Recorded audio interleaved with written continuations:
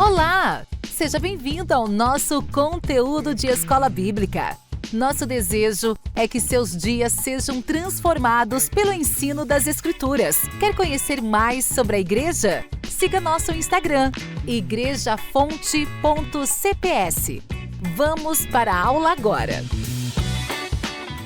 Pai amado, nós te agradecemos por este tempo, por essa oportunidade de servir, de transmitir, ó Pai, a mensagem do Teu Evangelho, de capacitar os irmãos a lidar com esse assunto, com católicos e de outras religiões, de uma forma que seja sábia, amorosa, respeitosa, e que busquemos, ó Pai, não aparecer, mas que a sua glória apareça, buscar oportunidades de salvar alguns, de nutrir alguns que precisam conhecer melhor a Ti.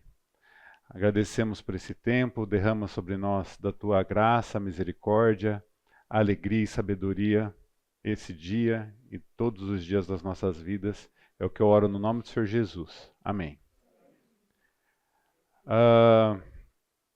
Como está escrito aqui, né, o assunto de hoje é missa e culto. E eu mudei aqui um pouquinho o objetivo do curso, uma versão mais minha aqui.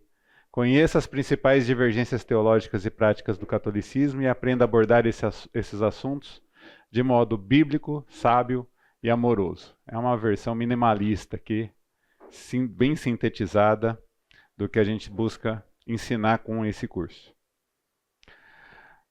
Uma questão que a gente tem, né? Alguém aqui nunca foi numa missa? Olha, todo mundo... Nunca foi? Olha que bom. Eu trouxe um negócio especialmente para você.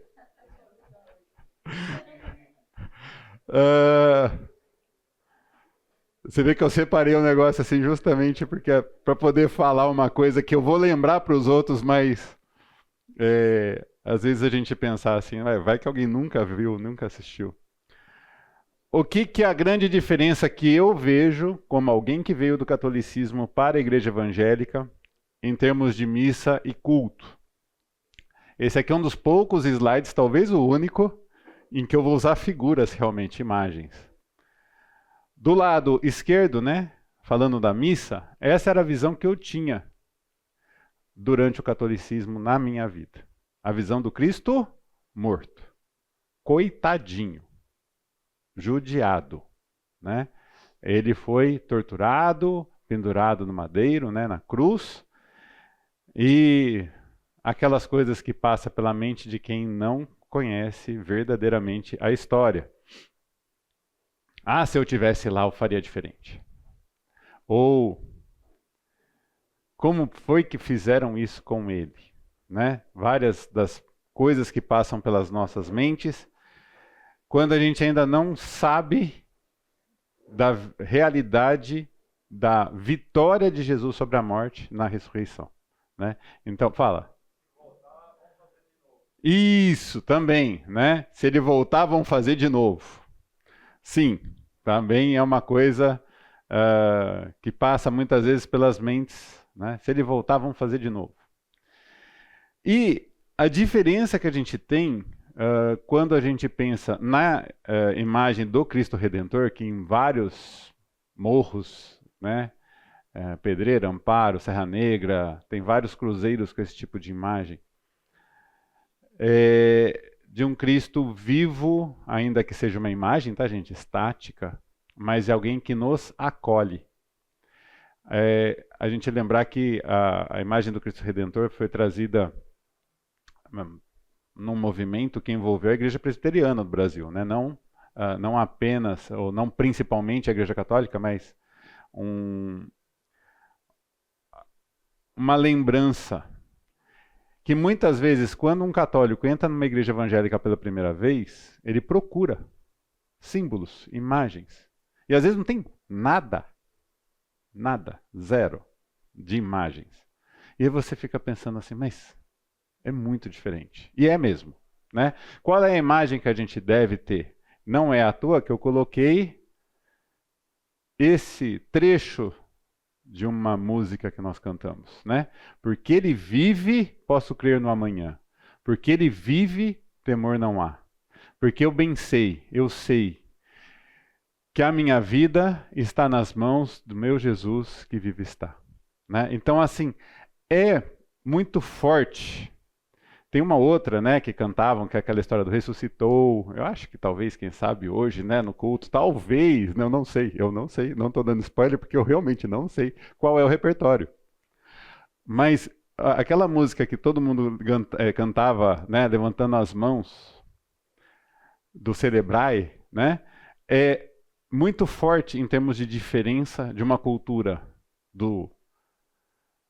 vou colocar assim, a celebração, né, como rememoração do Cristo morto, sacrificial, mas indefeso, e ele não é assim, tá?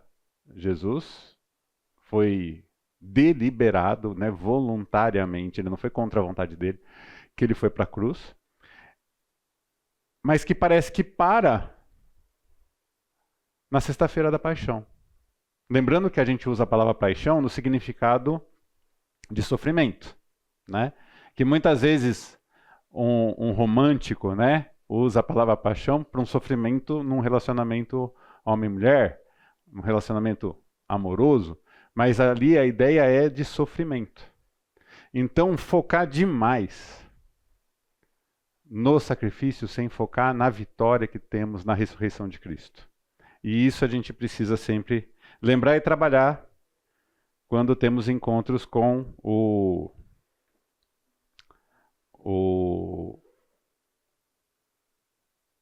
os católicos nas mais diferentes oportunidades que Deus pode nos dar para lidar com isso.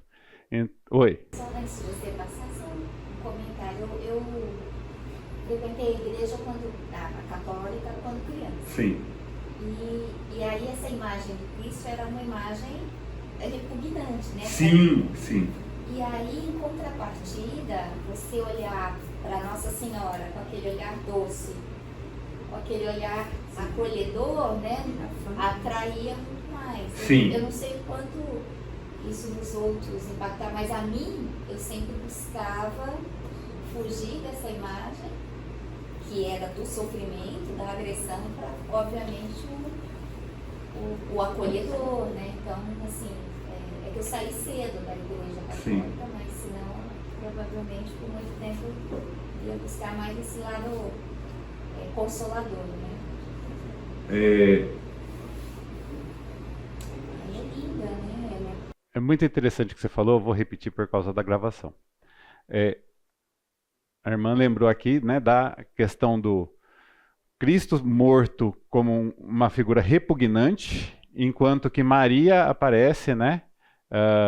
Eu evito falar Nossa Senhora por uma questão pessoal, tá?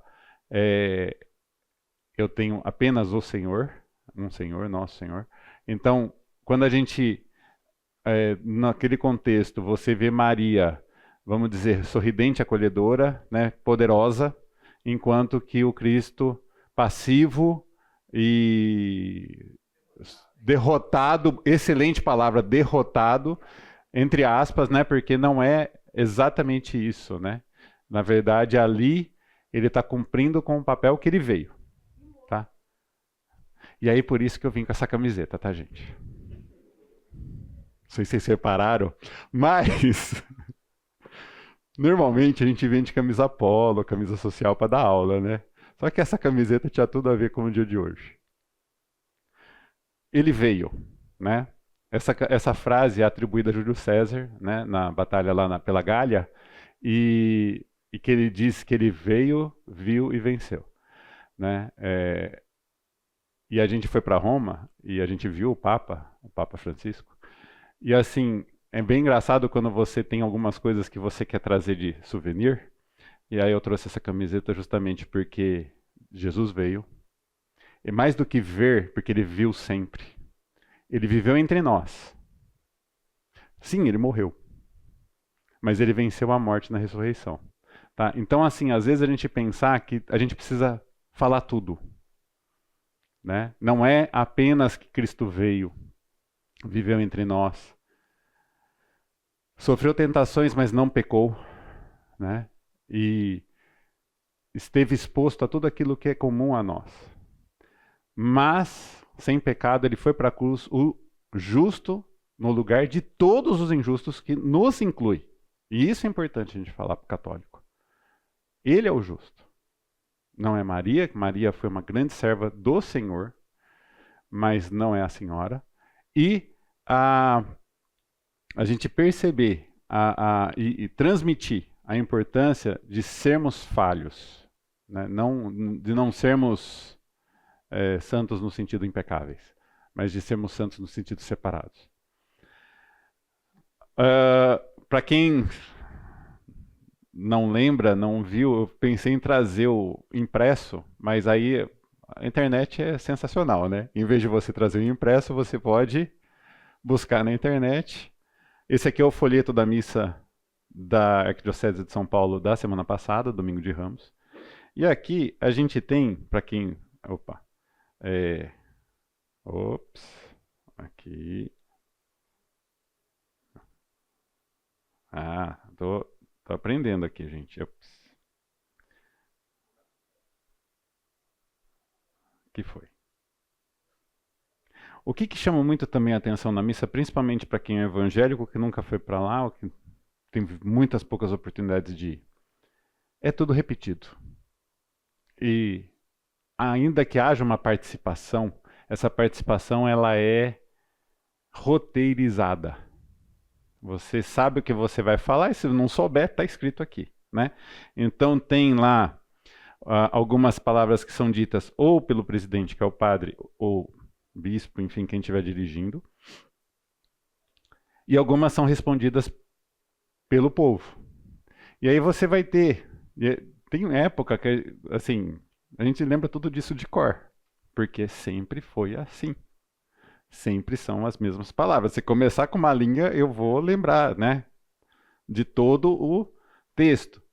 E a parte que o padre tem liberdade de falar, que é homilia, ainda assim ele tem que tomar muito cuidado com o que ele fala, porque depois algum pode chegar para um superior e falar assim, o padre falou tal coisa assim, assado. Então, assim, ele tem liberdade de falar, mas é uma liberdade vigiada. Vigiada é uma boa palavra, na homilia, né? Que é logo depois dele falar do evangelho. Então, assim, isso aqui eu trouxe justamente para mostrar, a gente tem um roteiro pronto para a missa. Algumas igrejas reformadas, principalmente as que vêm do anglicanismo, né, anglicana, metodista, ainda conservam alguma coisa de liturgia, seja no calendário, seja no jeito que faz o culto, mas é muito diferente, para mim foi muito diferente. Chegar a ter 4, 5 músicas, começa a palavra, termina a palavra, mais 2 músicas, os avisos e acabou. É uma participação totalmente diferente. Também é um contraste forte entre missa e culto. Mas vocês sabem o que diferencia a missa? O que é uma celebração na igreja que não é uma missa? Vocês lembram? Quem é católico? Porque era. A missa tem a comunhão, certo? Sem comunhão não pode ser chamado de missa. Essa é a grande diferença. Pode ter uma celebração sem a comunhão, não se pode dizer que é uma missa, no sentido pleno da palavra. E a missa tem que ser rezada por um padre. Então, muitas vezes, ou pelo menos assim, em cidades muito distantes, o padre consagra as hóstias e alguém leva as hóstias, e aí pode rezar numa missa, levando as hóstias, mas a hóstia tem que já ter sido consagrada.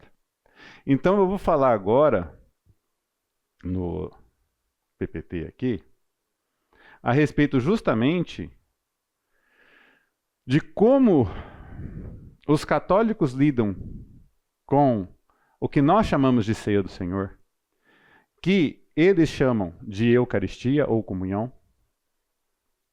Comunhão é o termo que nós usamos, koinonia, né, para uma reunião, que até a gente come também, mas o objetivo principal é a amizade, a oração, né?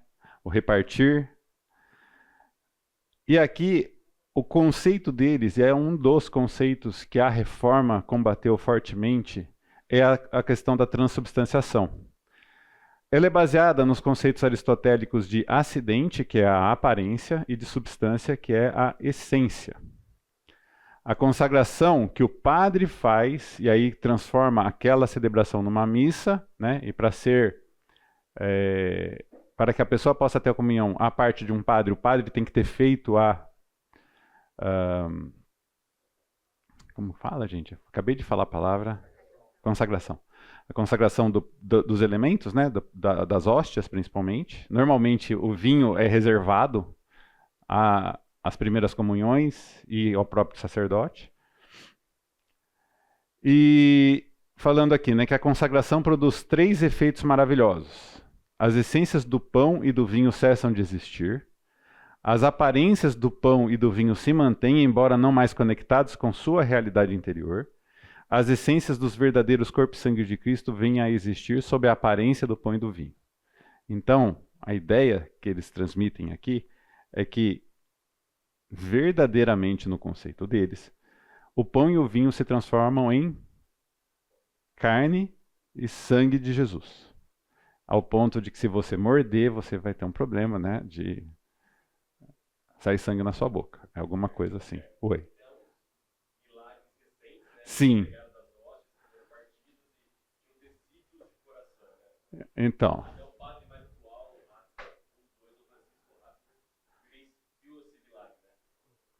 Então, a questão dos milagres é uma coisa mais complicada ainda, né? Porque são várias narrativas que são extremamente complicadas, né? Então, narrativas que falam de encontrar tecido cardíaco no quebrar de hóstias. São narrativas que aí a gente entraria numa outra vertente que a gente deve até abordar em qualquer situação, que é essa questão do que é um milagre, né? Quando é um milagre? Quando Deus age para um propósito, Deus agiu muito assim. A gente precisa reforçar a ideia do milagre, mas há necessidade dos milagres hoje? Então, para um judeu, beber sangue, mais que repulsivo, seria contra a lei, né? O que está escrito lá em Levítico 17, do 10 ao 14?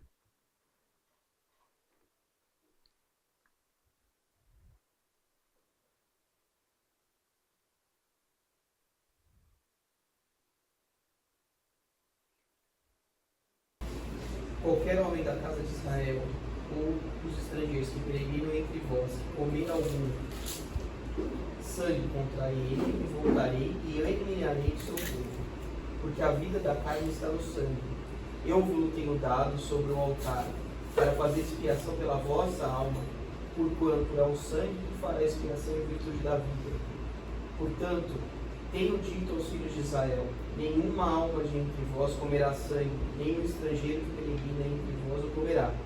Qualquer homem dos filhos de Israel, ou dos estrangeiros que peregrinam entre vós, caçar animal ou ave, se come, derramará o seu sangue e o cobrirá com pó. Então, mais do que repulsivo, seria contra a lei do Senhor beber do sangue, né, de um animal que tenha sido caçado, tanto para os israelitas quanto para os estrangeiros que viviam entre eles. E Pedro não poderia declarar depois da última ceia: jamais comi algo impuro ou imundo, se os discípulos tivessem bebido o sangue de Cristo durante a ceia. Literalmente, né? Beberam o vinho. O que o vinho representava? O vinho representava o sangue derramado de Jesus. Mas aqui tem um problema. A transubstanciação é que há uma conversão, a palavra certa é transubstanciação mesmo, né? É uma mudança de essência, embora não de aparência. O Concílio de Jerusalém não poderia instruir os cristãos a abster-se do sangue, em Atos 15, 29, se os cristãos bebessem sangue rotineiramente na ceia. Essa é aquela discussão que existe entre Tiago e Pedro no em Atos 15, 29, né, na reunião da igreja em Jerusalém. Todos esses problemas se resolvem se entendermos as palavras de Jesus na última ceia no sentido figurado. E aqui, gente, é sempre um problema, né? Muito da Bíblia a gente tem que entender no sentido literal. O correto é a gente falar no sentido histórico-gramatical. Depende do contexto. Se a gente levar para o lado literal tudo, a gente fica maluco. Então a gente tem que interpretar as escrituras com a sabedoria de onde que a gente vai colocar, onde a gente vai usar o sentido literal, onde a gente vai usar o sentido figurado. Jesus usa o pão e o vinho como símbolos de seu corpo e de seu sangue. Jesus se referiu a si mesmo em linguagem figurada em 7 ocasiões, conforme o Evangelho de João. Isso vai estar em 6,48, a gente não vai ter tempo de ler todos esses textos. Mas é quando ele fala eu sou, né, principalmente. Logo após a ceia, Jesus disse-vos estas coisas por figuras. Chega a hora em que já não vos falarei por figuras, mas claramente vos falarei do Pai. Isso em João 16, 25. E aqui eu coloco o BJ, é a versão Bíblia de Jerusalém, tá? A Bíblia Católica. O que a gente tem em João 6,40 e João 6,54? Ah, gente, eu não percebi. Boa. Melhorou bastante, né? Pode. Porque a vontade do meu Pai é que todo aquele que olhar para o Filho e nele crer tenha a vida eterna. Eu o ressuscitarei no último dia. Esse é o 40. 54. Todo aquele que come a minha carne e bebe o meu sangue tem a vida eterna. E eu o ressuscitarei no último dia. Então, se a gente comparar o 40 com 54, aquele que come da carne e bebe do sangue, o que é no 40? Como começa? Aquele que olha para o Filho e nele crê. Né? A gente fazer o paralelo. Não está falando que tem que comer a hóstia e a hóstia se converter dentro da boca da pessoa. Não é isso. E aí é um assunto que a gente tem que abordar com muito cuidado, porque aqui pega. Na cabeça de muitos deles isto é literal, é milagre, é dogma. Aqui é um ponto que é complicado. Aqui eu falo, é mais complicado que Apócrifos, é mais complicado que Maria. Lidar com certas crenças que são incutidas desde criança, desde a pré-adolescência, quando acontece a primeira comunhão. Oi. Seria o grande problema você crer. Eu sei que é um problema, mas assim, o que traria, por exemplo, a Maria, Nossa Senhora Maria, traz um desvio de adoração. Sim. E no caso, por exemplo, de crer na transubstanciação, traz o que de manifesto, de prático? A pergunta é, se crer em Maria desvia o nosso foco da adoração de Jesus, que aspecto prático teria a pessoa acreditar na transubstanciação? Uma das coisas que a gente tem que lidar, e todos nós, principalmente quando vai fazer apologética com qualquer tipo de pessoa, seja ateu, agnóstico ou qualquer outra religião pagã, né, de não cristão ou para-cristão, né, usa parte dos textos. É como foi falado do milagre, né? Os milagres existiram, sim. Os milagres podem existir. Às vezes, algumas pessoas acreditam em situações. A gente estava assistindo um filme ontem, Inexplicável, né, Ben? A gente assistiu o filme Inexplicável. E realmente tem hora que o problema está em atribuir, né? O problema está na hora de... foi o médico que fez? Foi Deus? Sim. Mas e se a pessoa tivesse morrido? O que poderia ter acontecido? Então, assim, toda vez que a gente pensa numa situação dessa, o simples é melhor. O que é o simples e bíblico? É uma representação de um símbolo e não de uma verdade dessa forma quase, e é impositivo no sentido de ser um dogma, né? De que a pessoa, se ela morder a hóstia, ela vai estar machucando a carne de Jesus. É muito mais difícil acontecer qualquer coisa com o vinho, porque o vinho não é dado sempre para as pessoas. Mas o problema está nisso, em que ela crê.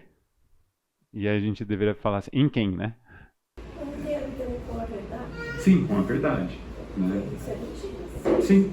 Eu escutava, né? Eu não era católica, mas Sim. escutava, se você morder a hóstia, sai sangue. Sim. Isso A gente tinha medo. Isso. Meu pai foi coroinha dessa Sim. igreja. E ele conta que ele era levado, né? E o padre mandou ele pegar as hóstias e ele foi pegar. Daí o cheiro estava maravilhoso, quentinho. Ele abriu e comeu tudo. Foi expulso de ser coroinha. Mas que ele falou, não saiu sangue nenhum. Foi uma delícia. Guilherme, Oi. você vai lembro bem, quando eu fiz a devida comunhão na igreja católica, Sim. era crucial, não mordam a hóstia. Sim. Deixe na boca, no céu da boca e deixe derreter. Se morder, você está machucando Cristo. Isso eu lembro toda hora na minha cabeça quando eu fiz a devida comunhão. Sayuri, a palavra aqui é essa. Mais do que em quem eu creio, a que eu temo. Então, temer a igreja como uma instituição, não apenas a católica, por isso que eu falo de outras, temer lideranças que não são o próprio Jesus. Gente, a gente teve histórias de seitas, né? A principal delas é aquela que aconteceu na Guiana, né? do Jim Jones. As pessoas seguiram cegamente. Isso é perigoso demais, né? Então, assim, a questão maior que eu vejo é da verdade, como a Lucinha colocou, né? A gente até poderia encontrar uma justificativa. Provavelmente as hóstias não estavam consagradas, então né, ia ter um jogo, né? De como lidar com isso. Mas a questão maior é o temor. A gente deve buscar a verdade nas Escrituras, né? E não em dogmas. E assim a transubstanciação é um dogma que veio bem posterior. É só um comentário, tem um padre no Ceará, ele ficou bem famoso na internet, ele responde umas perguntas até legal para você entender assim, como eles acreditam, né? Ele fica respondendo perguntas em geral, inclusive de evangélicos que entram lá para perguntar as coisas.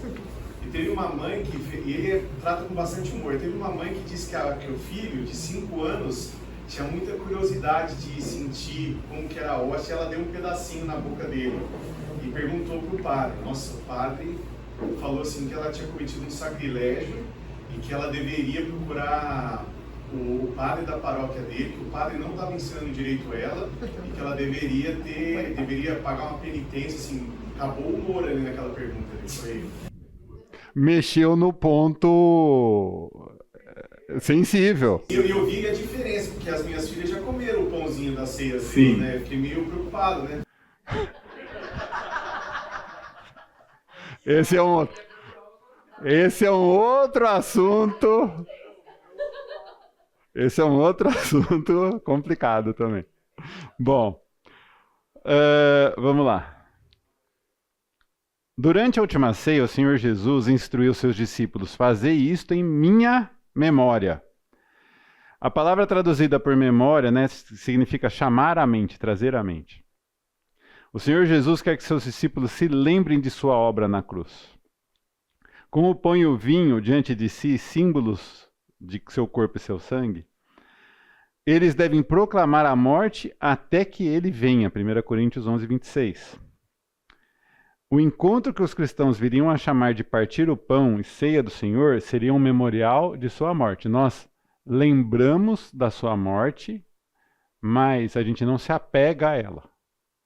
Certo? A diferença principal é de não se apegar.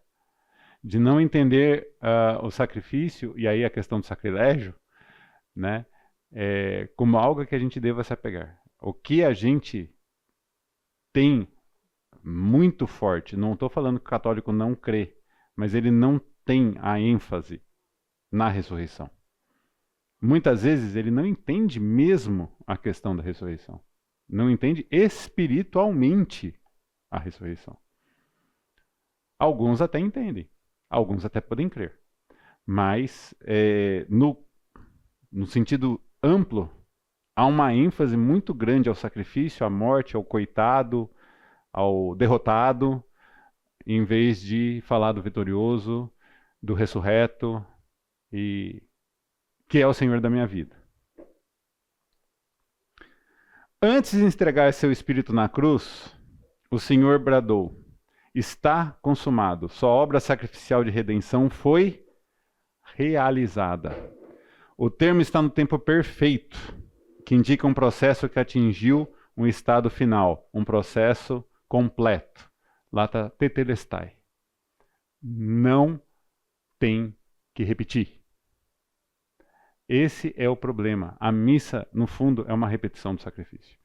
É um ritual que mistura um pouquinho do paganismo também, do Império Romano, e que fica relembrando a morte como se a gente estivesse repetindo essa morte todos os dias. E aí, justamente na Sexta-feira da Paixão, é que não se faz a missa.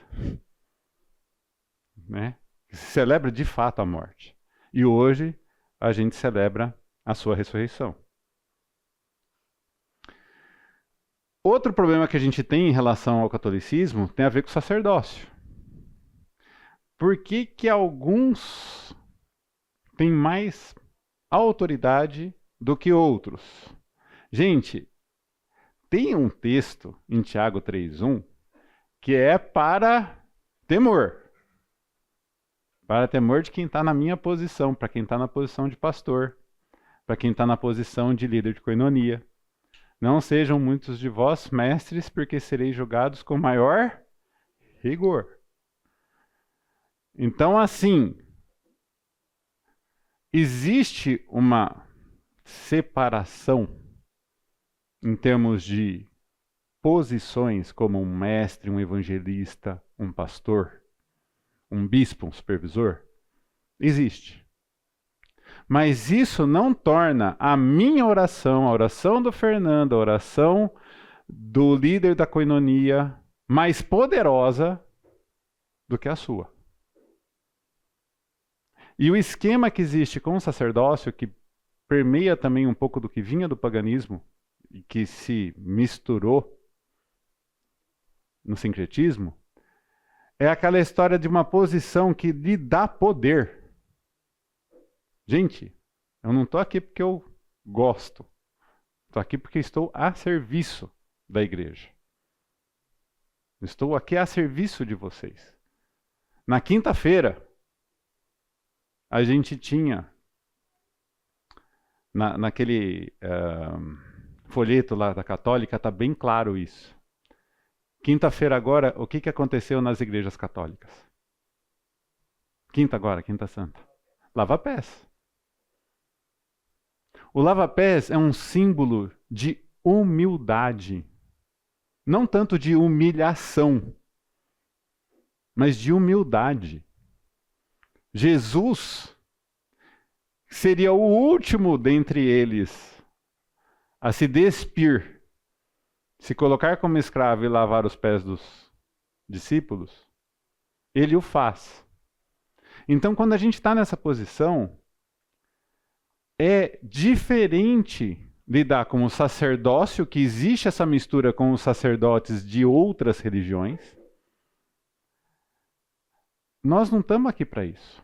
Eu não sou melhor que ninguém aqui.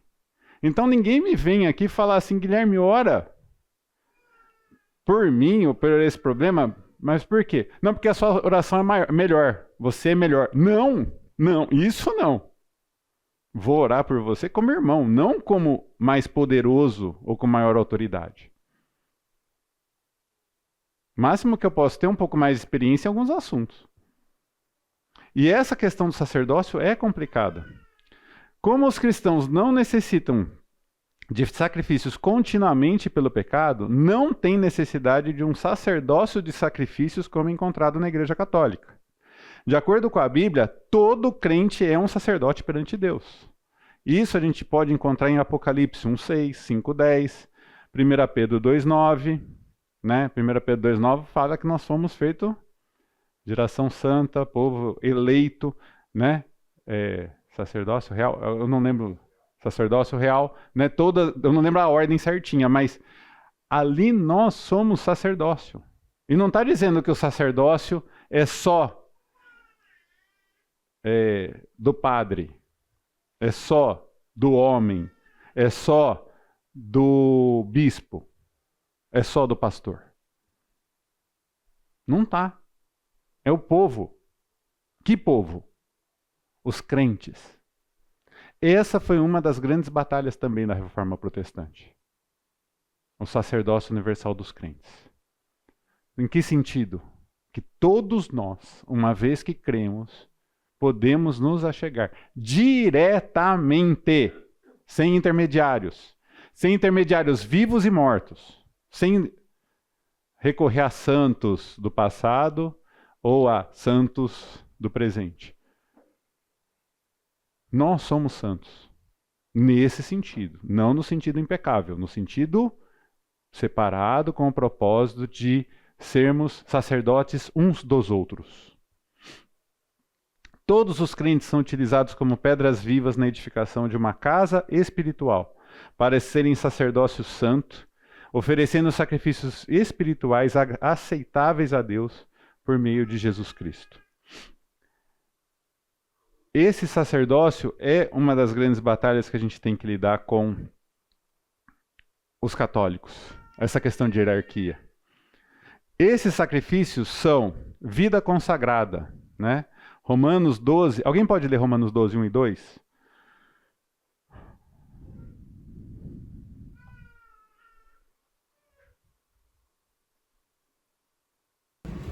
Rogo-vos, pois, irmãos, pelas misericórdias de Deus, que apresenteis o vosso corpo por sacrifício vivo, santo e agradável a Deus, que é o vosso culto racional. E não vos conformeis com este século, mas transformai-vos pela renovação da vossa mente, para que experimenteis qual seja a boa, agradável e perfeita vontade de Deus. Percebe que cada um de nós, homens e mulheres que se converteram, que foram convertidos pelo Espírito Santo ao verdadeiro cristianismo, todos nós temos um rogo de transformação da mente, de sacrifício vivo, não de sacrifício morto. Eu não vou me apegar a uma cruz, né? Existem as encenações da Paixão de Cristo. Não é isso. É no colégio, no clube, no shopping, na padaria, com os vizinhos do lado de casa, nos negócios, né? Na clínica, né? No tribunal, onde quer que estejamos. Nós somos representantes de Jesus na terra. Isso é ser sacerdote. O sacerdote leva as demandas do povo de Deus para Cristo, cada um de nós. Ah, mas alguns podem ter mais experiência, sabedoria, conhecimento bíblico. Sim, isso não isenta. Eu já tive que lidar com gente na coinonia que falava assim, eu não vou orar, eu tenho vergonha. Vergonha de quê? E a oração não é aquela coisa repetitiva, que eu vou abordar semana que vem, tá? Um dos assuntos que eu gostaria de acrescentar, que das outras vezes eu não consegui, é lidar com a oração, com a extrema-unção, né, a unção dos enfermos, e a questão realmente do destino final. Os sacrifícios que nós fazemos como sacrifício vivo, como está lá em Romanos 12, 1. Uma vida consagrada. Mais do que fazer o devocional diário, né, de leitura da palavra, oração, é viver o dia inteiro, a semana toda, uma vida consagrada a Deus. O suporte financeiro para o ministério cristão está em Filipenses 4,18. O louvor a Deus, em Hebreus 13:15. Não são sacrifícios pelo pecado. Cristo já pagou. Nós não precisamos fazer sacrifícios pelo pecado. O argumento católico romano de que o sacerdócio ministerial é baseado na ordem de Melquisedeque, isso eles estão usando o texto de Hebreus 5, 6 e 7, não se justifica porque é baseado no poder de uma vida indestrutível. A ordem de Melquisedeque é algo para justificar o fato de Jesus vir de uma linhagem não levítica. Simplesmente isso. Só isso. Jesus não vem da ordem levítica, né, da sequência de sacerdotes israelitas. É um descendente de Davi, que era descendente de... Não, antes de Abraão... Judá. Isso, Judá. Judá era irmão de Levi, certo? Então, os sacerdotes, no contexto do Antigo Testamento, eram levitas. Jesus não, era descendente de Judá. E é por isso que é segundo a ordem de Melquisedeque. E mais ainda, porque aparecem sacerdócio segundo a ordem de Melquisedeque, justamente por uma questão de que Melquisedeque não era nem mesmo descendente de Abraão.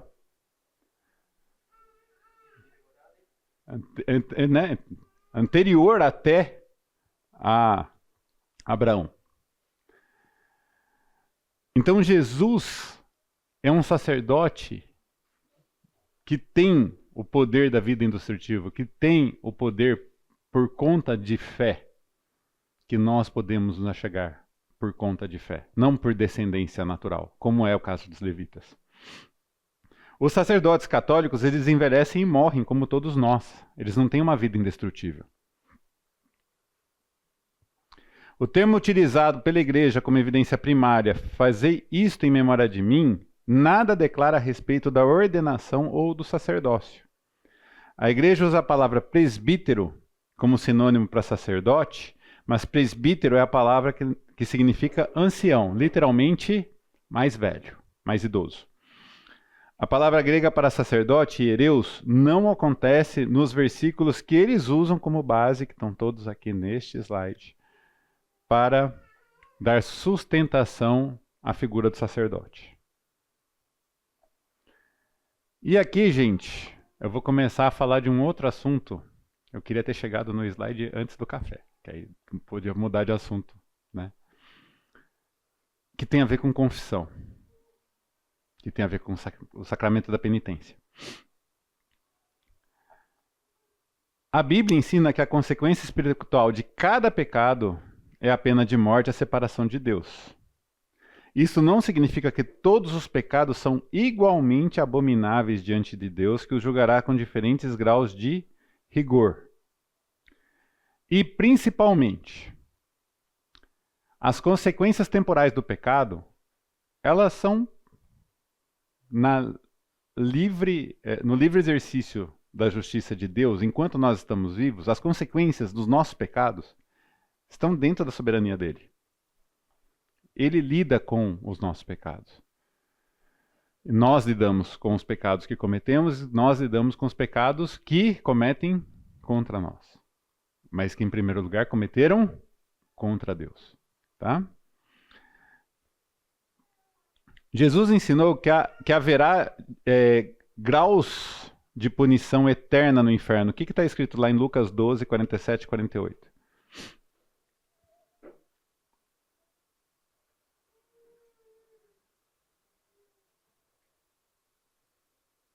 Alguém já pega também Mateus 5, 21 e 22.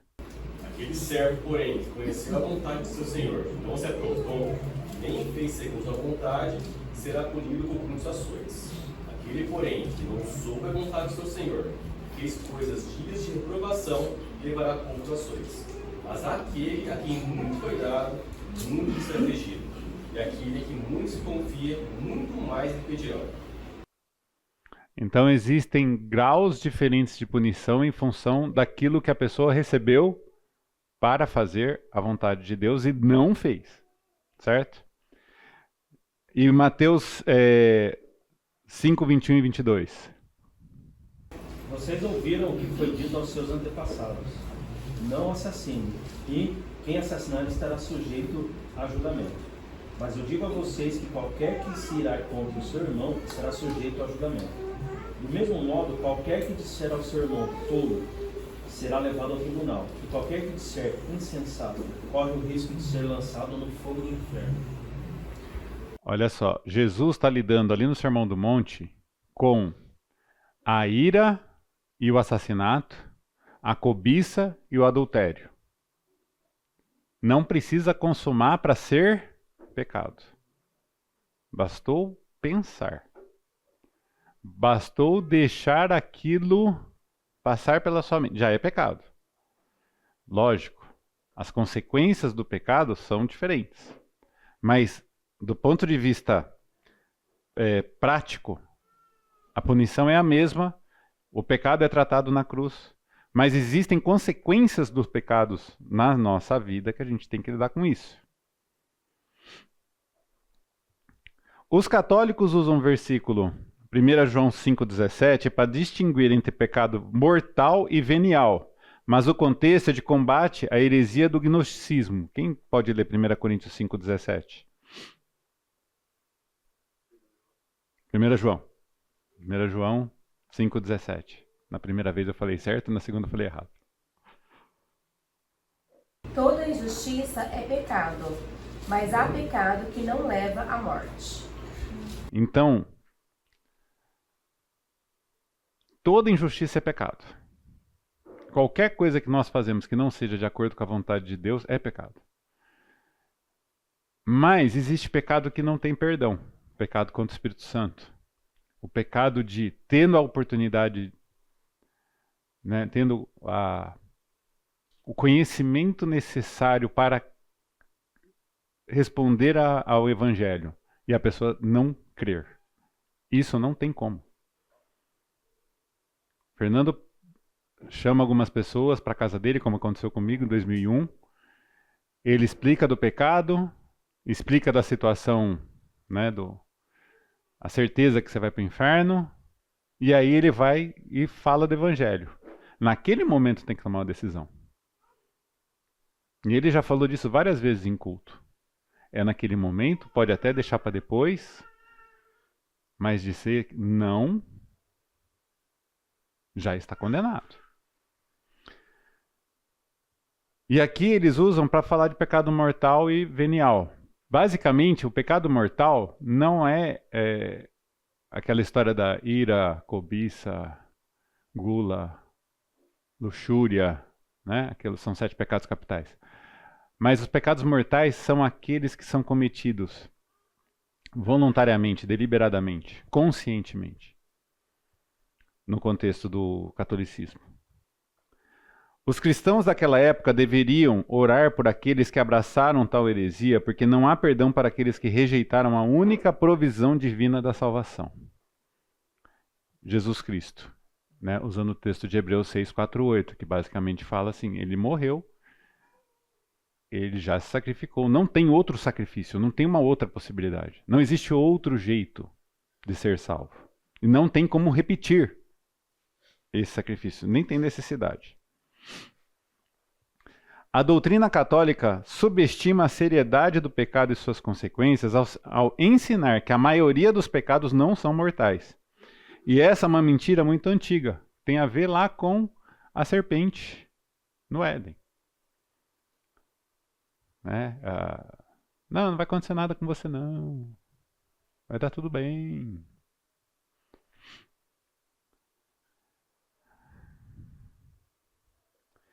E aí, eu incluí esse slide aqui, porque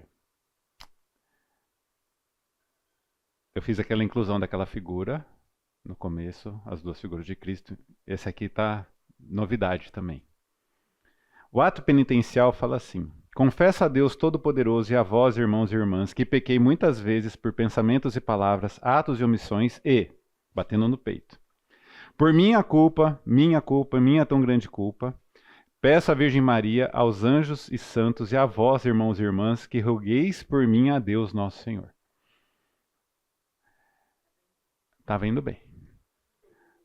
A confissão, ela pode ser necessário que seja feita a outra pessoa.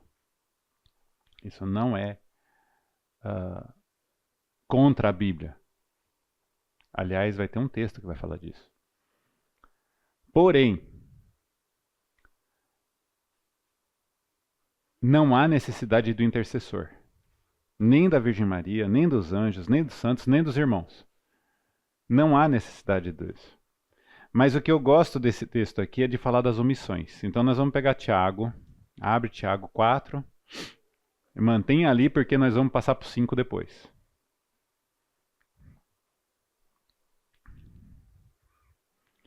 Tiago 4, eu acho que é 17, é o último versículo do capítulo. O que está escrito?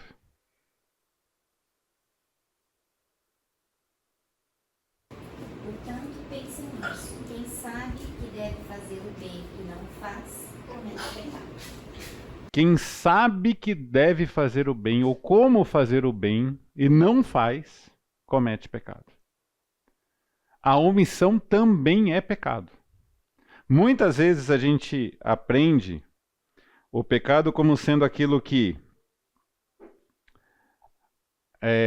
fala de não matar, a pessoa mata. Isso é meio crítico, né? Dificilmente a gente convive com alguém que matou alguém. Mas a gente convive com gente que já demonstrou raiva, que é equivale. Não adulterar, não mentir, não dar falso testemunho. São pecados mais, né? O pecado da mentira é mais fácil, mais comum. Mas quando tem a oportunidade de deixar de fazer, por isso que tem omissões aqui. E é importante a gente ver que também fala de pensamentos, que aqui não está errado. Pensamentos e palavras. Se eu penso, já é pecado. Mas ninguém está sabendo. Mas é pecado. Eu falo ou faço, aí eu já vou ter que lidar com as consequências do pecado na vida do outro. Pode haver rupturas, pode haver mágoas, pode haver um monte de coisa. Mas existe a questão da omissão. O bem também precisa ser feito. E ainda em Tiago 5,16. Portanto, confessem os seus pecados uns aos outros e orem uns pelos outros para serem curados. A oração de um justo é poderosa e eficaz. Confessai uns aos outros, confessai as vossas culpas uns aos outros. Então, existe uma necessidade de confissão. Mas se nós cremos que não há uma separação de sacerdote e crente, a gente não precisa confessar para todo mundo. E é para confessar suas próprias culpas, não é para confessar a culpa do outro, não é fofoca. A oração que a gente deve pedir é por motivos pessoais. Né? Então, assim, é baseado em fatos. Pedir pelo amigo do irmão da prima de não sei quem. Gente, pode ser muito importante, mas eu garanto que você tem problemas muito mais pessoais, próximos de você, para lidar com isso. Tanto problemas que você pode ter de lidar com os seus sentimentos, pensamentos, palavras, quanto com os dos outros. Então eu trouxe aqui o ato penitencial também para a gente lembrar do que a Bíblia fala a respeito da confissão. Quando o rei Davi se arrependeu de seu adultério, confessou seu pecado diretamente a Deus, sem sacerdote, sem ritual, sem sacramento. Apenas um homem quebrantado perante o seu Senhor. Né? O Salmo 32 inteiro é isso. né? Enquanto eu calei o meu pecado, meus ossos quebravam dentro de mim. A pessoa fica... É uma relação pessoal. Pode ser necessário confessar perante outras pessoas.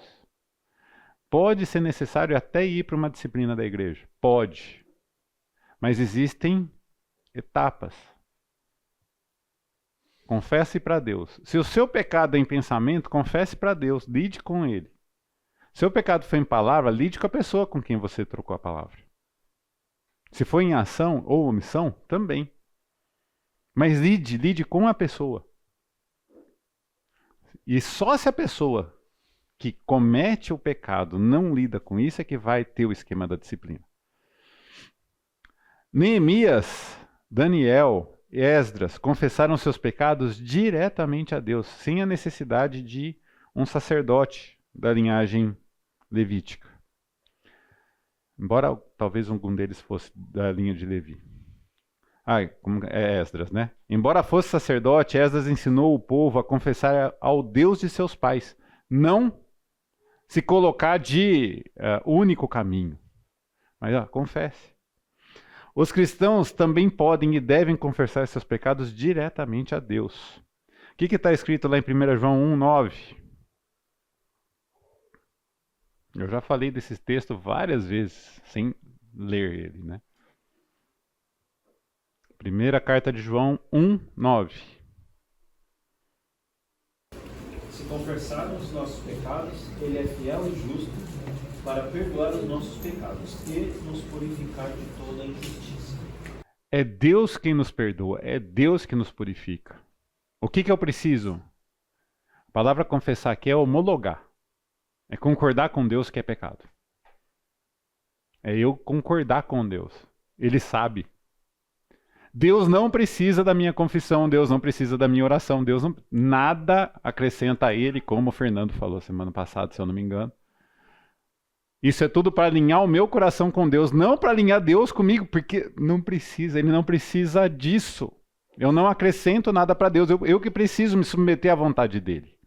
E se para isso for necessário confessar pessoalmente, só com Ele, se for necessário confessar com algum irmão, e muitas vezes a gente tem algum irmão, é bom ter, que a gente pode falar mais abertamente, livremente dos nossos problemas e orar junto.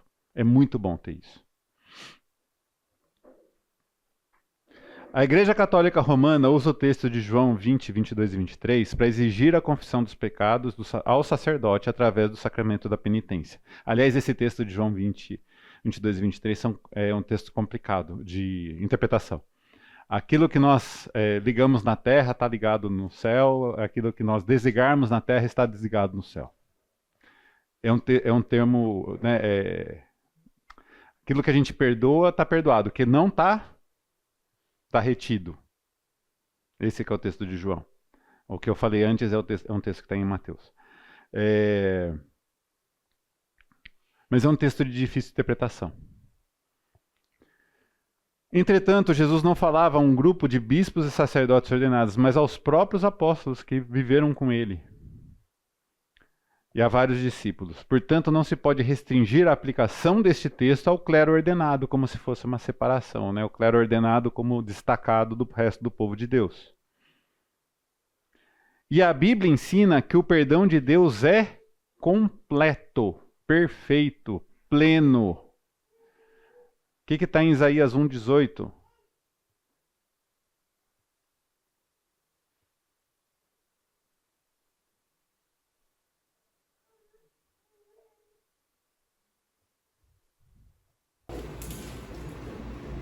Venham, vamos refletir juntos, diz o Senhor. Embora os pecados sejam vermelhos como escarlate, se tornarão brancos como a neve. Embora sejam rubros como a púrpura, se tornarão como a lã. Deus transforma aquilo que foi manchado pelo pecado em branco como a neve ou como a lã. É Ele que faz isso. Não é a igreja que faz isso. Não é algo que eu possa fazer que faz isso. Eu não tenho mérito nisso, nem a igreja, qual igreja for. Então o perdão de Deus é completo, é pleno. A vida eterna não é uma recompensa, mas uma dádiva imerecida de Deus. E aqui eu mudei o título para a gente lembrar o seguinte: a vida eterna, eu entendi assim quando eu vivia no catolicismo, como algo que viria depois da minha morte.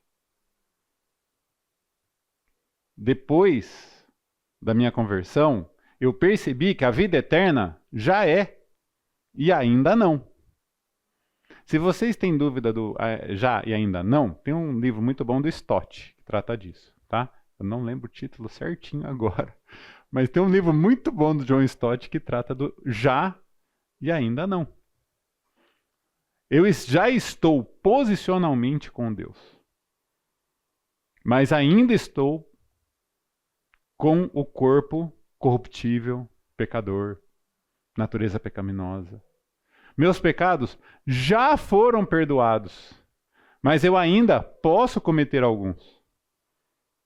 E a Bíblia diz que eu não posso permanecer na prática do pecado. Deus não vai permitir. Se eu tentar, ou vocês, eu estou falando eu porque serve para mim também. Deus vai lidar comigo de um jeito meio diferente.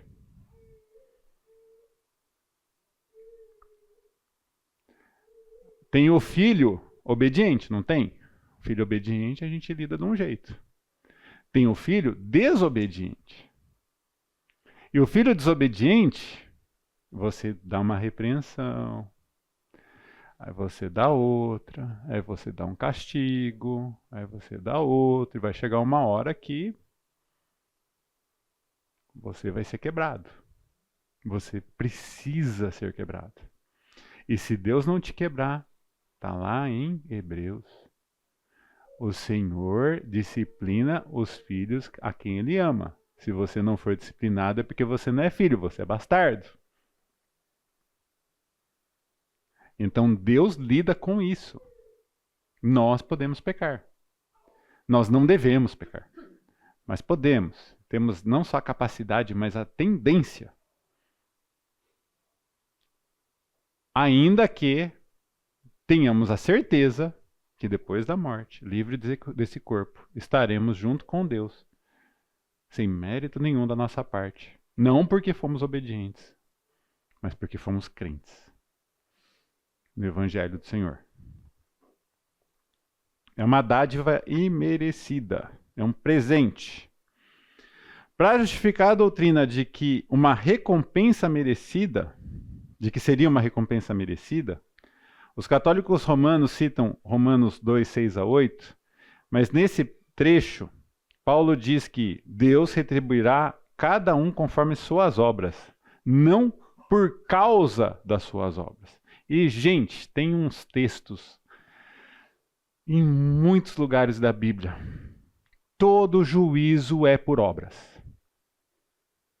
Se você tem dúvida disso, lê a Bíblia toda e vai marcando toda vez que aparecer que o juízo é por obras. Tem Eclesiastes, tem um texto em Salmos, eu não tenho certeza se tem em Provérbios, tem nos profetas, tem nos históricos, tem em Apocalipse, tá? E tem aqui em Romanos. Todo juízo é pelas obras. E aí a gente tem diferentes tipos de juízo, que é o que eu vou tratar na semana que vem. O purgatório é uma versão equivocada do Tribunal de Cristo, que nós estaremos perante de acordo com o nosso coração, fazendo as obras que Deus preparou de antemão que nós nelas andássemos. Já o juízo dos descrentes é um outro texto que conduz ao inferno. É outra passagem. É o julgamento do trono branco lá de Apocalipse, final de Apocalipse. 20, eu não vou lembrar certinho, mas semana que vem eu trago qual capítulo que trata desse juízo, da ressurreição para a morte. Todas essas situações, o juízo é pelas obras. Está falando de juízo, não está falando de salvação. A salvação é pela fé. Pela graça mediante fé. Aí vem a santificação. E na santificação, nós temos que viver alguns anos, pode ser algumas horas, pode ser alguns dias, podem ser vários anos. E nesse tempo que ainda vivemos, já é vida eterna.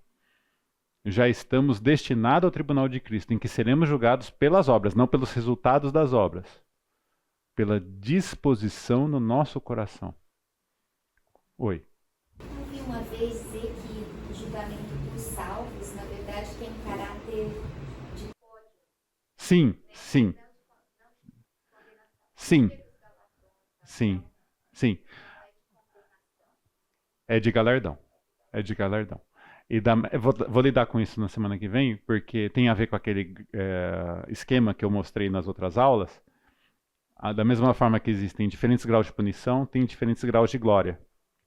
E esses graus de glória têm a ver com o julgamento do fogo purificador, do tribunal de Cristo. Sim. Oi. Eu acho que algumas aulas atrás você citou, não sei se se aplica, e essa pergunta se aplica aqui. Se você pensar em vida eterna como algo merecido por conta das obras, as obras têm que ser suas por mérito seu. Só que você citou um trecho, umas aulas atrás, de que as obras também já foram preparadas por Deus para a gente fazer. Efésios 2:10. Então as obras dele também são mérito dele, não são nossos. É isso. Sim. O mérito não está em fazermos as obras. O juízo que vai dar mérito. E aí é mérito na eternidade, não no céu. Na glória, não agora. É com que disposição do coração nós estávamos. Se é ouro, prata, né? Ou feno e palha que pega fogo. Mas isso tem a ver com o texto também da semana que vem. Como que o catolicismo usou erradamente o tribunal de Cristo para criar o fogo purificador. E como que isso cria um problemão. É um problemão, tá, gente? Para lidar. Então, isso significa que há uma correspondência entre o modo de vida da pessoa e o resultado do julgamento. As boas obras não são causa da vida eterna, tá?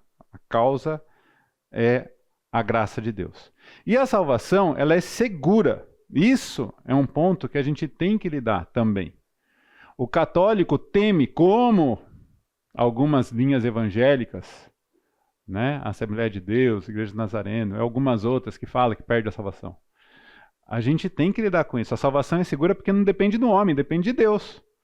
O Senhor Jesus prometeu, o Espírito Santo residente no crente, no coração do crente o garante, isso está em Efésios 1, 13 e 14, que nós somos selo, o Espírito Santo é selo e penhor da nossa salvação nos nossos corações. E o Pai segura com a sua mão. Não depende de mim. Não dependeu de mim. Eu ouvi e respondi. A resposta já era prevista por Deus antes dele criar o universo. Ele já sabia. Ele é presciente. A justificação bíblica é uma declaração irreversível de Deus. Nada vai nos separar do amor de Deus. O diabo vai vir e vai tentar colocar coisas na sua cabeça num momento de crise, de falar assim, você não merece. Não merece mesmo, tá, gente? Vamos deixar bem claro. Não merece. Tá? Você não merece, mas não é. Nada separa. Quando fala de Satanás como acusador, é bem nesse contexto. É de minar a sua fé, a sua dependência. A justificação é irreversível. Não tem nada que a gente possa fazer para perder. E muitas igrejas mantêm um rebanho que, pelo menos na minha mente, fica difícil de entender se pode realmente ser crente ou não. Aí tem que ver cada pessoa. Com base no temor. Não no temor a Deus, não. No temor às autoridades da igreja. Sejam as autoridades da igreja católica, sejam alguns pastores que exercem um domínio E até disso a Bíblia trata. Está no começo de Filipenses, tá? O começo de Filipenses 1 trata de igrejas que não ensinam corretamente e que muitas vezes cobram din-din, tá? Pela salvação. As Escrituras declaram que o crente pode saber que tem a vida eterna. Isso está em 1 João 5, 11 a 13. O que está escrito?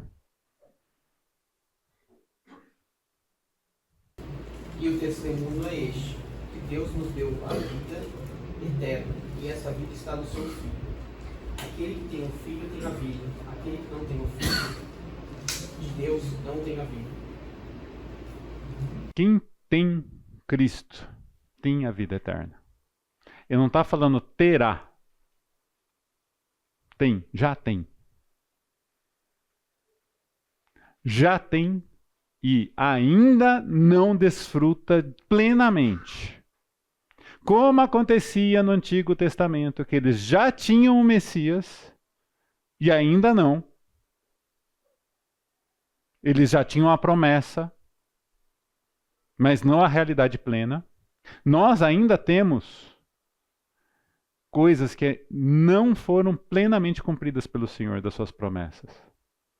Tanto para o povo de Israel, quanto para nós. Então nós temos que lidar com isso. A confiança de um cristão na vida eterna não é presunção. Não é motivo de orgulho besta. Não é motivo de bater no peito, essa filha do rei. Mas você é. E se você é, você não vai falar desse jeito.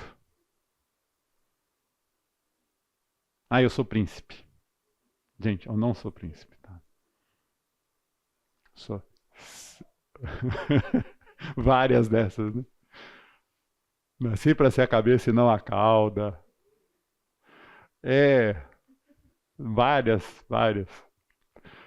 Gente, falando sério, não é só para católico.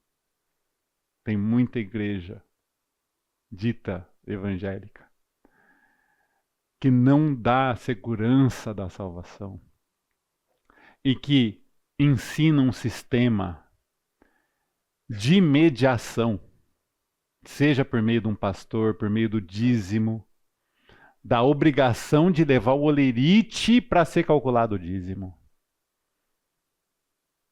Coisas absurdas que a gente não apenas ouve, a gente às vezes presencia. Que a gente tem que tomar cuidado. Nós também temos que lidar com isso. Nós também temos que dizer, não sou de nariz para cima. Mas sim, meu orgulho está em conhecer o Senhor. Um orgulho humilde. Um orgulho dependente. Não uma vã glória, uma glória vazia. Mas se eu tiver alguma glória, essa glória vem do Senhor. Não por pertencer à igreja A, B ou C. Não por ter feito A, B ou deixado de fazer C ou D. Porque a gente erra. E nós temos que confessar. Erramos. Em primeiro lugar, confessar para Deus. Se for necessário, confessar para os irmãos. Se for necessário, confessar para a esposa, pai, mãe, filho. Que for necessário. Lidar com seu pecado nessa vida, sim. Mas Deus já, na pessoa de Jesus Cristo, pagou os nossos pecados e não temos mais necessidade de sacrifícios. Está tudo pago na cruz. As Escrituras ensinam que Jesus nos libertou dos nossos pecados por seu sangue. Não mencionam atos de penitência, indulgências ou um lugar como o purgatório,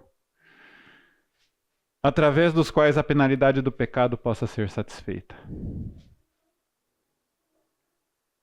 Isso não significa que não vai ter consequências. Isso não significa que se a pessoa bebia, a hora que ela se converter, ela vai ganhar um fígado novo.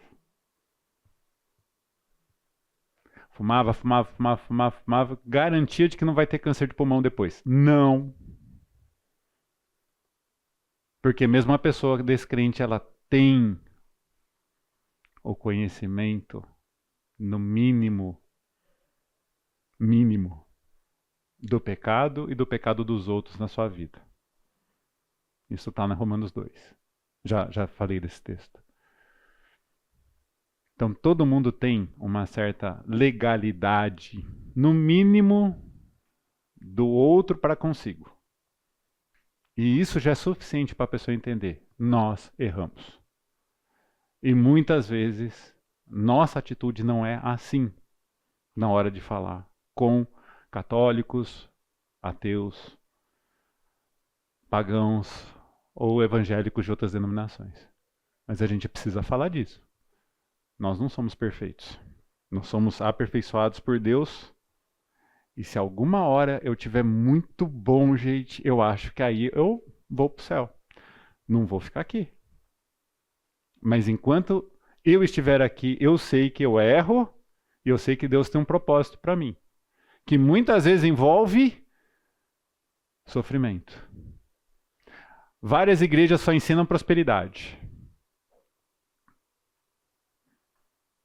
Mas não é marketing falar de sofrimento. Não atrai ninguém falar de sofrimento.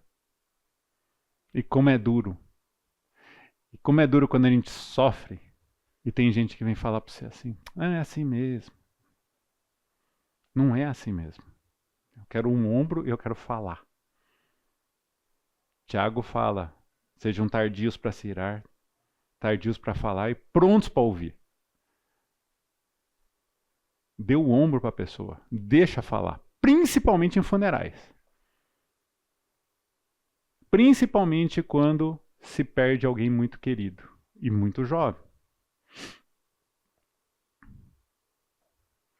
Jó orava em favor de seus filhos enquanto ainda estavam vivos. Os católicos usam as orações de Jó como motivo para justificar. Mas Jó estava orando pelos filhos vivos. Eles usam lá o texto para justificar. Mas Jó estava orando pelos vivos, não pelos mortos. Davi aprontou uma feia, né, gente? Davi aprontou uma muito feia. Ele adulterou e ainda mandou o marido para o campo de batalha com a ordem de colocarem ele no pior lugar para ser morto. Para quê? Para que não fosse pela espada dele? Ele era absolutamente responsável pela morte. E o filho que foi concebido do adultério, ele orou. Ele clamou a Deus. Ele se colocou hiper humilhado. E o filho morreu. E ele se levantou. Aí ele se levantou. Então orar é por vivos. Nós vivos oramos por vivos. Como o próprio Jesus ensinou na história do centurião. Jesus ensinou que Deus é um Deus de vivos, de Abraão, de Isaac e Jacó, vivos. Ainda que eles tenham vivido antes de Jesus morrer na cruz, vivos pela fé. Isso a gente precisa ensinar. Tá bom? Será que eu cheguei no ponto? Olha.